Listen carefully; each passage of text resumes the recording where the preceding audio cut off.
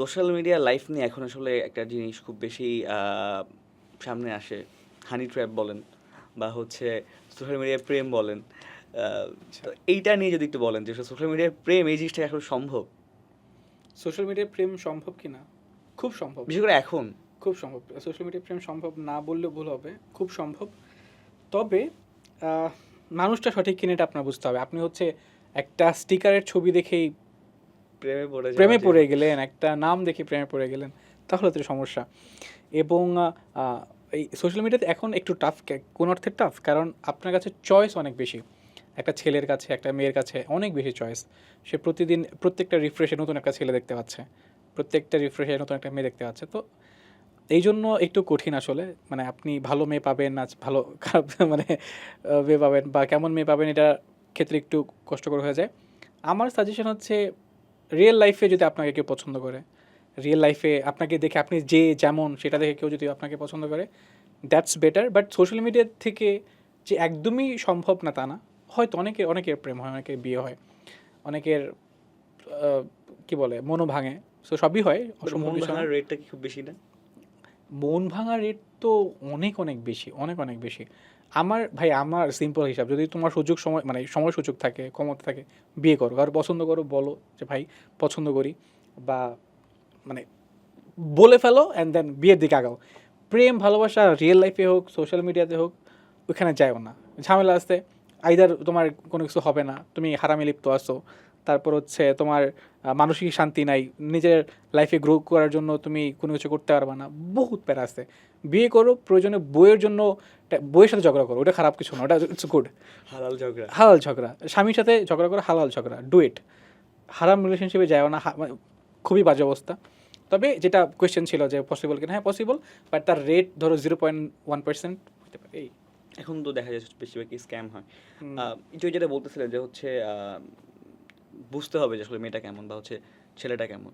তো এই জায়গায় যদি একটু বলি, বা একটু আগে বলতেছিলেন যে হয়তো অনেকের মনও ভেঙে যায়। হুম। তো এই যে মন ভাঙার যে কাহিনীটা বা এই চিট করার যে কাহিনীটা খুব বেশি প্রচলিত আছে এখন আমাদের সমাজে।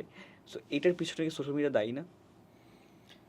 চিট করার জন্য, মন ভাঙার জন্য সোশ্যাল মিডিয়া অনেক দায়ী, অনেক অনেক বেশি অংশে। দায়ী। এবং ভাই, যেটা তোমাকে আগে লাইনে বললাম, মানে আপনাকে আগে লাইনে বললাম, সেটা হচ্ছে যে আমরা কি হয়েছে, এত এত অপশন, আমি আসলে কেমনে ঠিক থাকবে একটা একটা মেয়ের জন্য, যখন তার বয়স কত, 18 থেকে 22 25 এরকম। তো তার কাছে অনেক অপশন আছে।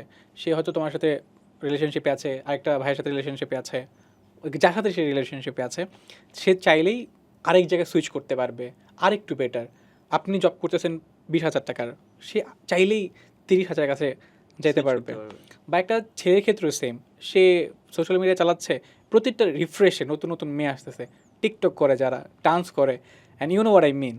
তো একটা ছেলে, মানে কি বলে, তারও প্রবলেম আছে, তো দেখা গেছে ছেলেও অ্যাপ্রোচ করা শুরু করে দেয়।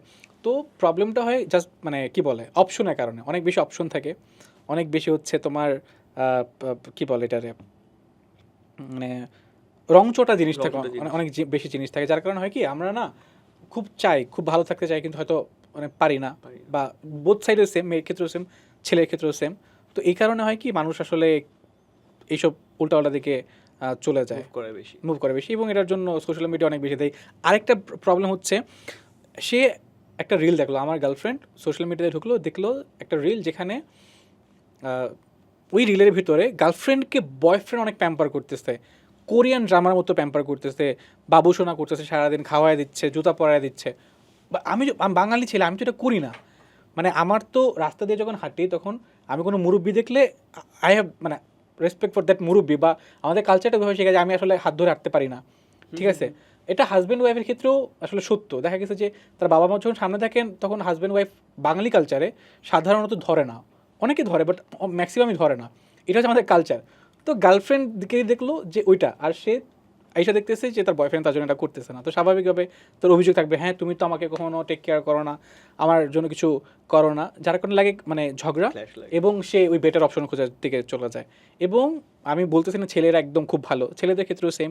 সে দেখলো তার গার্লফ্রেন্ড যে সে হয়তো বা আসছে, দেখা করছে, ঘুরে ফিরে চলে গেছে, কিন্তু সোশ্যাল মিডিয়াতে ঢুকে দেখলো যে তার থেকে অনেক সুন্দর একটা মেয়ে, অনেক কি বলে দেখতে ভালো, এবং সে তার বয়ফ্রেন্ডকে রান্না করে খাওয়াচ্ছে, পকেট মানিও নাকি দিচ্ছে সেখানে, মেয়ের টাকায় ছেলে ঘুরতেছে, এই টাইপের একটা বগিচুকি একটা রিল তার সামনে আসলো। তখন সে চিন্তা করে, আল্লাহ, এই মেয়ে তার রিলেশনশিপে কত এফোর্ট দেয়, আমারটা তো দেয় না। তো সেও এরকম বেটার খোঁজা শুরু করে।